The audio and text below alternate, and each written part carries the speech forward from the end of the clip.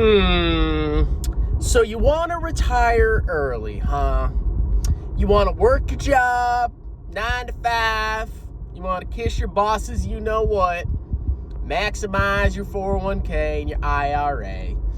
And eventually when you're 55 or 60, you can get your little pension, okay?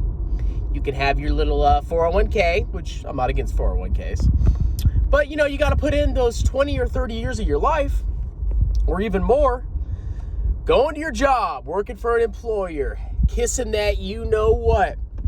Now, is that worth it, ladies and gentlemen? Is it worth it to spend 30 years of your life kissing butt, getting on your knees, putting on those knee pads, slurping up your boss, just so you can retire early, a little bit earlier, get your pension or whatever? Absolutely not. Woo! Welcome back to Strongman Personal Finance. My name is Christopher Belli. I'm a certified CPA accountant. I'm a long-term Boglehead investor. I'm author of the book Stop Being a Broke Loser. It's on Amazon, and I'm offering seminars every Saturday at 10 a.m. If you're interested about learning about personal finance or taxation or accounting, shoot me an email. Links or my email address is in the description of all my videos, and I'll hook you up. Now, we got to talk about the differences between being self-employed, being your own man or woman, and being a little worker bee that has to kiss your boss's ass, and you're basically a slave to your employer. Now, the first, 30 years of my life, I fell into the wagey employee camp. I went to college, I got my degree in history, great degree, and I went on active duty military. Now, I don't know if you guys know this, but in the military, it's actually very cutthroat. There's very cutthroat competition, at least in the officer ranks. Why? Well, when it comes to military retirement, you have to get 20 years of service in order to qualify for retirement. Now, the military, for officers, has this system called the up and out system. And if you don't make a certain rank, the military literally kicks you out. For an officer, you have to achieve the rank of lieutenant colonel in most circumstances. If you're prior enlisted, it's different. But if you go straight up officer, you have to attain the rank of lieutenant colonel in order to draw a retirement. But what happens is at every rank, a certain amount of people don't get promoted. You go from second lieutenant to first lieutenant. I mean, basically everybody gets promoted unless you get like a DUI. First lieutenant to captain. I mean, depending on the times, 100% of people get promoted from first lieutenant to captain. It's an automatic promotion. And then from captain to major, that's where the problems start to crop up. Depending on the needs of the Army, they could promote the vast majority of captains to major, or they could promote 50% or less to major. It really depends on the needs of the Army. So you could be a good little Army HUA soldier, do your time, but maybe you're a great officer, maybe not. And it comes to find out your competitors, your fellow captain competitors, were just better at fluffing your boss, the colonel. They really worked on their fluffing skills. And they got better evaluations and got promoted over you. So what happens is you can do 11, 12, 13, 14 years as a captain, and you don't get promoted. And guess what? You get kicked out, and you don't get a pension because you didn't do 20. Same thing with major to lieutenant colonel. This is where it gets really cutthroat, because once you make major 04, you're very committed because you have 12, 13, 14, 15 years in, and you're so close to that delicious pension, You're so close. And you're competing pretty heavily, because when it goes from major to lieutenant colonel, the higher the ranks you go, the harder it is to get promoted. Because there's fewer and fewer positions, the higher and higher you go. So it gets ultra cutthroat going from major to lieutenant colonel. And your whole career, your whole pension is on the line, because there's a very real possibility going from major to lieutenant colonel, you don't get promoted. Now, what does that encourage? Well, that encourages two things. And number one, it encourages massive competition amongst the majors, almost toxic competition, because they know what's on the line. They've committed to the military, and they're going to do whatever it takes to make that, precious lieutenant colonel rank, because they know if they don't, you're done, son. You don't get your little pension. And then the second thing that it does is it encourages insane ass kissing. Now, if you're not the type that is good at, like, you know, working within a bureaucracy and, you know, taking schlong, you're not going to do well in the military. And that really applies to, you know, any job in the private sector. But it's especially competitive and it's especially pertinent in the military. Now, when I was in the military, I don't think I was a bad officer. I'm still in the reserves. I don't think I was a horrible officer. But one thing I was not good at was kissing ass. Not in the slightest. As a matter of fact, I had this boss when I was in staff. I had just made captain and I was in the staff. And I had this boss who I thought was a toxic moron. You know, he would like keep us super late just for the sake of staying late, because in his mind, the later you stayed, that just means you were working harder. So this freaking clown would, you know, he would give us assignments and he wouldn't check them until 5 o'clock. It doesn't matter, you know, what was going on, you know, even if it was a calm day, he wouldn't check our work until 5 p.m. So we would get to work, you know, we'd do PT at 6:30. We would do, you know, our work throughout the day. So you've been at work from 6:30 all the way till 5 p.m. And you're like, okay, I guess it's time to go home. And then this clown would, oh, let me see your work. Let me see your work. And then he would check your work. And of course, no matter what you did, it was always wrong. It always had to be changed. So you'd end up staying till like 6, 7, 8 o'clock at night. And this guy just knew I didn't like him. Like, I can't hide my rage at people. If I think you're a piece of scum, I think you're a piece of scum. And he knew it. And I knew I did good work. Like, I don't think I was a bad officer. I mean, maybe I was. I don't know. Maybe I'm just trash. But this guy knew I hated him. And even though I worked hard, I put all those hours in, when I got my evaluation from him, he was like, Captain Bill, you're one of the worst officers I've ever had. You're my worst captain here. And I just stood there and I was like, okay, dude, number one, I'm not the worst officer you've ever worked with. Because there's plenty of freaking clowns in this battalion, this squadron. And number two, you just know I don't like you and I didn't fluff you. And therefore, you're going to call me the worst captain or whatever. It's like, okay, loser. So at that point, you know, I was just burning with rage. And I was like, is this really what life's all about? Is life really about working for some stupid bureaucracy, sucking you know what, you know, kissing butt to hopefully get your little pension, you know, after 20 years, or maybe, you know, if you're in the private sector, you know, move up the ranks.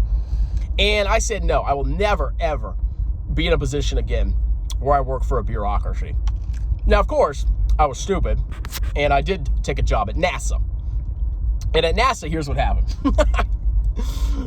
I was like, you know what? I'm going to move up the ranks at NASA. I'm going to be this chief financial officer of NASA. And once again, the bureaucracy gave me the shaft. So imagine this. Imagine you have a new employee show up at NASA, right? And he gets his CPA license. And remember, nobody gets their CPA license at NASA because they don't have to. It's just, you know, just be a lazy ass. You don't have to do anything at NASA. And then you just get promoted and then you get your little check. You know, you put up with all the BS and NASA makes you do. You know, you work your stupid job. And then you retire at 58 or something like that. Well, I show up. I'm a GS6, GS7. I get my CPA license. Nobody else gets it. I get my Certified Government Financial Manager certification, which the vast majority of people don't get because it's hard. Why do I have to do that? And then I got selected. I actually applied, and I got selected for like this not a scholarship, like a sponsorship to attend this conference in New Orleans. So, and it was like, you know, you have to apply and you have to compete with all the other people that are like under 30 years old. So basically, you know, you get awarded this conference. It's just saying like, oh, you're one of the best and brightest of the young generation, I guess, and the government. So I got all these certifications. I was working my butt off, and I go to my evaluation. And at NASA, your evals are either 1, which means you're trash, 3, which means you're just average, and 5. And there's, well, really they average it out, so it can be 1 through 5. But basically, the higher the number, the better you did. You know what my eval was? It was a 4. So I sat there and I was like, I look at all these leaders at NASA, and, you know, they don't have any CPA licenses. They don't do any extra stuff. I mean, they just basically, get on their knees and do you know what. And that's how they got promoted. And I'm here, a new NASA employee, a GS6 or 7. And I got all these certifications. I got selected for this conference. Basically, I'm the best and the brightest, according to this selection criteria. And they didn't even give me a 5. I was like, man, I am so done. So there are other things that happen at NASA. Basically, if you're not if you don't have a certain ancestral background at NASA, you don't get promoted, at least in certain parts of NASA. But we won't go into detail on that because it's the government. Oh my God. But eventually I was like, you know what? This is stupid. I am so done. So eventually I got to the point where I quit NASA. I had a stupid boss. Should I go into that? Yeah, we'll briefly touch on that. So I had my last boss at NASA was another freaking turd. I hope she watches this video. But she, what she would do is I had these projects that I would have to process.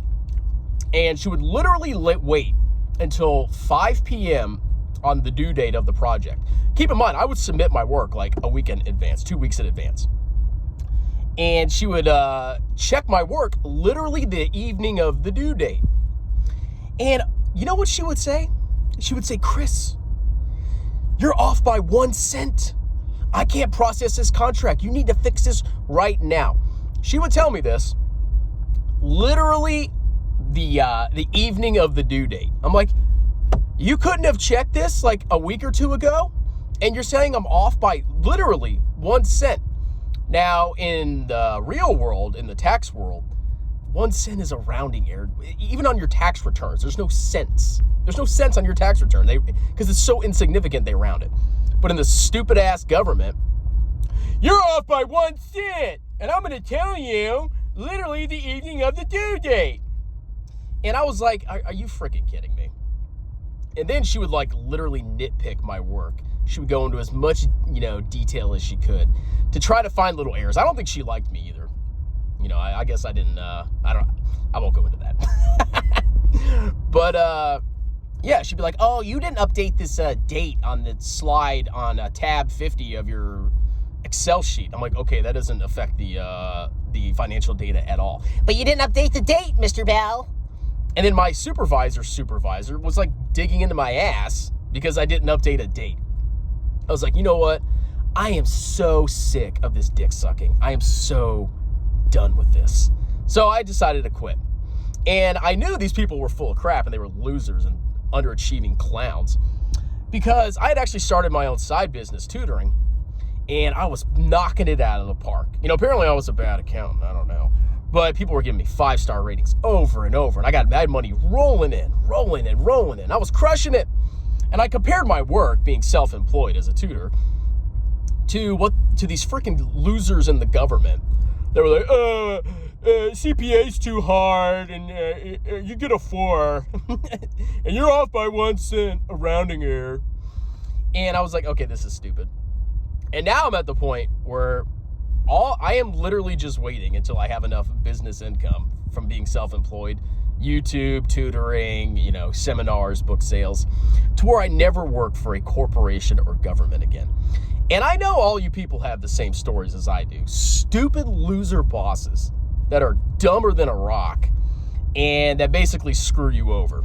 But if you're self-employed, if you have a skill and you're self-employed and you can deliver value to people and they reward you for it, think about what you could accomplish.